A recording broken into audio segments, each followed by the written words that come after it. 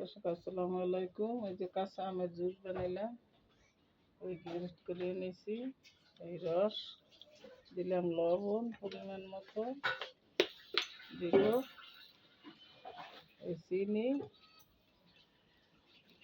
1.5 চামচ দিব, ফ্রিজের ঠান্ডা পানি।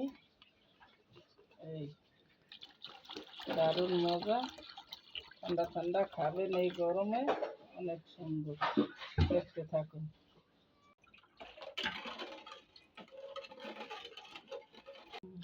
হয়ে গেছে, এই যে দেখুন মজার গরমের শরবত। এই ডক করিয়া ঠান্ডা পানি দিয়ে খেয়ে ফেলবেন। লেবু দিয়েছি, চিনি, লবণ। সাধারণভাবে আমরা মজার মজার রেসিপি খেতে পারি। এই যে কাঁচা আম আমাদের গাছের, দারুণ মজা। ঠান্ডা ঠান্ডা খাবেন। লাইক, কমেন্ট, শেয়ার, সাবস্ক্রাইব করবেন। সবাই ভালো থাকবেন। আল্লাহ হাফেজ।